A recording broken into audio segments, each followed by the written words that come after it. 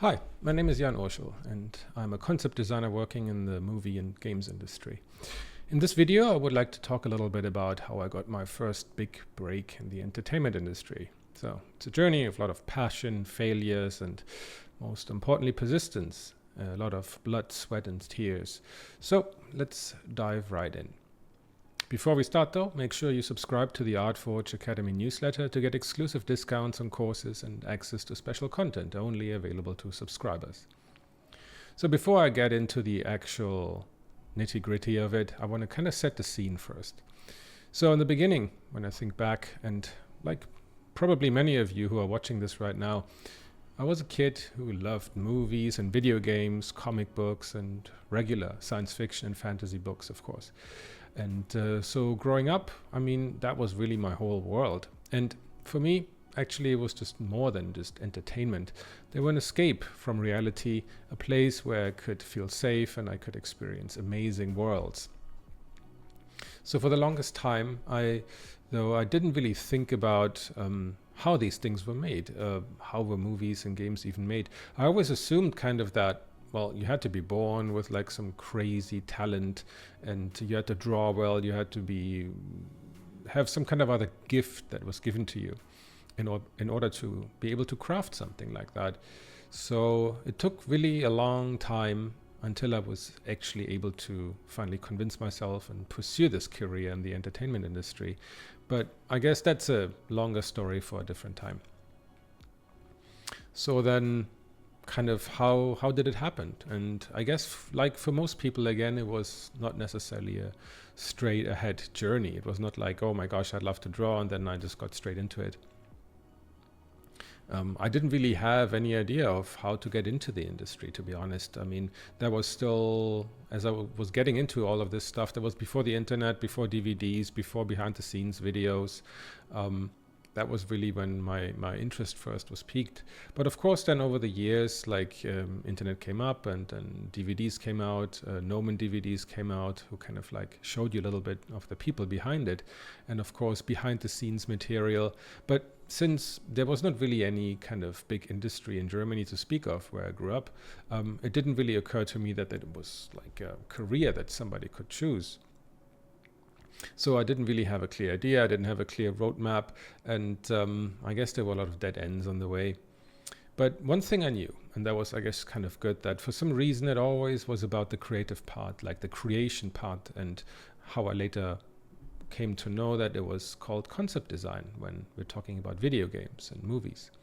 So the first step in that direction was actually for me to go to school because, well, I didn't really have any formal design education. Like I guess most people, I kind of got my hands on some software in the early days of the internet and just kind of started dabbling around and got kind of into the graphic design, web design kind of niche. But that was all self-taught. But I felt like in order to really step up my game and in order to break into the industry, I needed to do something else. And of course, after even I finished that 1 year of design education, like a crash course, it really kind of hit me again that, wow, this industry is really super competitive and there's so many good people. Like even in school, there were so many good people who could draw really well. And me, like having really not drawn outside of school assignments, I was really at a disadvantage here. So after I graduated, I spent every free minute to really build a new portfolio right away to make sure that my portfolio didn't look like one of a student. And of course, at the same time, I sent out a lot of job applications.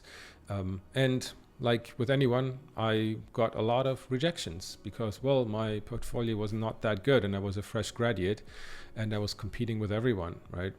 And then, of course, the hardest part about that is the self-doubt and am I good enough and I don't know and should I really do this, and it's really difficult.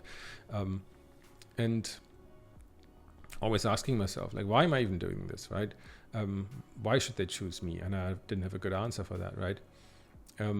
But more than anything, at this point in time, what you need is persistence and remember your passion that you have for this industry and for the job you're pursuing. So finally, kind of the first breakthrough moment, I would call it, like getting that first gig, really the first job as a concept designer. After I sent out dozens or maybe even hundreds of applications and like an equal amount of rejections, I was finally able to, through sheer luck and timing, to get a job at LucasArts, which is the gaming division of Lucasfilm in Singapore. And it really felt like, to a certain degree, like a dream come true, because initially, like really Star Wars was what inspired me and what I wanted to contribute to, right? The Star Wars movies more than anything. And I finally felt like, wow, I have my foot in the door and this is going to be great. But for some reason, it didn't really feel like a big break, like, oh, this is it, like I made it kind of thing. It really didn't feel like that. It was more like, oh, okay, this is a first step, like this is a first thing. And even though it was Star Wars, the franchise, part of the franchise, the first thing I worked on was a mobile game. So not exactly the kind of like cinematic experience that I expected or that I wanted really to contribute to. After some time, I was able to contribute a little bit on like AAA style games. So I kind of inched a little bit closer to what I really wanted to do. But then after 2 years, everything was cancelled and the studio shut down. And well, I didn't really have anything to show for myself for those 2 years I worked there. And all throughout these 2 years, I continued to work like really all nights, evenings, weekends, to continuously rebuild my portfolio, to kind of make a name for myself on social media and to really, well, get my name out there. And then kind of came really a long period of like growth and slow growth at that. And then after another difficult experience, I kind of finally embarked on that journey as a freelance concept designer, which I kind of thought would be the be-all, end-all, like the glory days, so to speak, right? And it proved to be particularly difficult, though. And as many of you know, freelancers that are out there, that it's a constant hustle. It's the constant like fretting over when and where does the next job come from. You have to negotiate salaries and contracts over and over again. And one of the most important lessons during that time was actually that networking is key, like the interpersonal connections, the working with a team of incredibly talented people. And both at LucasArts and later on at Ubisoft, like kind of getting to know a lot of people that were legends in the industry and have been working there for like 10, 20 years. And making connections with those people has really helped me again and again over those next like 10, 12 years of being a freelancer to get jobs at different studios. As people left those initial studios, they moved somewhere else, they needed people, they remembered that somebody was nice and hardworking and so on. And then they actually hired me when I reached out to them. And I guess some of these could be considered slightly bigger breaks, like, for example, like working on Rogue One, a Star Wars story, like, yay, finally a Star Wars movie. However, like every time it felt like getting the job was more exciting than actually working on it. I mean, not to say that it was not great working with all these like crazy people. And I mean, it was really tough though, right? Being in the same room, or at least in the same video conference room with a lot of your art heroes, right? So talk about imposter syndrome. But I don't know, like the big break kind of thing, like didn't feel like it. It didn't stop there. Like after many projects, many years, I got to work on like other great like projects like Ghost in the Shell, a few Marvel movies, like games like Assassin's Creed, Halo, Call of Duty, what other people would really consider like top franchises, right? But jumping from one project to the other, like in short or longer like terms, was always really stressful and worked long hours for months on end. And I never really sat there thinking like, oh, I made it. That was my big break. Now I'm a made man kind of thing, right? So in my experience, actually, there's rarely that one moment, right, where everything falls into place. It's really more like a slow, very slow burn. Very slowly, people began to notice my work. I began to build a reputation over many, many years. And not really months, weeks, or days, right? It's really years or decades even, right?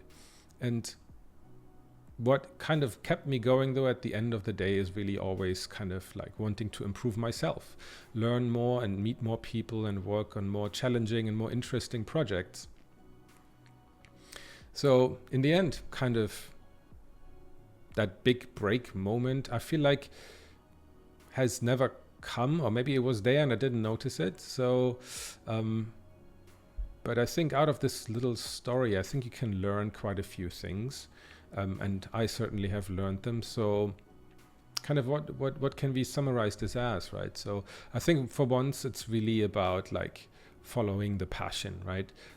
You really need to have that mindset, because there's no overnight success, right? And there's going to be a lot of difficult and hard times, and passion is kind of there to get you through that, right? And of course also be patient, right? It's not going to, again, be overnight. It's going to take a decade or 2 decades or more. And of course, what we also learned from that is like the failure part, right? You get a lot of rejections. You don't get a lot of job. Like you will miss out on a lot of jobs because you can't take some. Like schedules overlap. There's going to be downturns in the industry, and so forth. But I think with every rejection, with every missed opportunity, with every studio closure, whatever it is, right, there's still something that you learned along the way, and that kind of brought you closer to where you are today. And again, I want to emphasize that again, right? Like for most people, I think there is just not that big break moment where you feel like, oh yeah, I made it, right? It's more like many smaller breaks. But that also means like, don't sit there and just keep waiting on when it's happening, right? When are you finally famous kind of thing. But rather you have to be proactive and you have to keep on working, right? To accumulate these smaller breaks, and then one thing will lead to the other. And of course, networking and collaboration is going to be very important, right? Communication. And because games and movies are not made by a single person, they are made by a big group of individual talents. And it's about building relationships with those people who then also you can help them grow and they can help you grow. So be nice, be easy to work with, and be humble, and good things will happen to you. And of course, keep learning, right? This is one industry that often works at the edge of technology, right? So you have to be adaptable. You have to be willing to learn new tools. You have to be kind of keep that curiosity going, whatever it is that's coming next. So yeah, that's kind of, I think, a few key takeaways from this little talk. Right now, like for me at least, I'm doing many different things, right? So I work as a concept designer. I sometimes work as an art director. I run a podcast. I publish educational material. I teach also at schools and online. So kind of looking back, it's actually quite weird and surreal to feel like where I am today. And I urge everyone to kind of take a look as well and remember where you came from and where you maybe even were last year, right? And to kind of see the progress within yourself. And I think that, at least for me, is a great motivator when things kind of get tough and you feel a little bit hopeless. But the great thing is, well, there are many more breaks to be had, big or small breaks, right, that lie ahead of us. So I think we all should keep learning and keep creating. And that's kind of all I have for today. So thank you so much for listening. And I hope this little story inspired you and helps you keep pushing forward in your own journey. Thank you.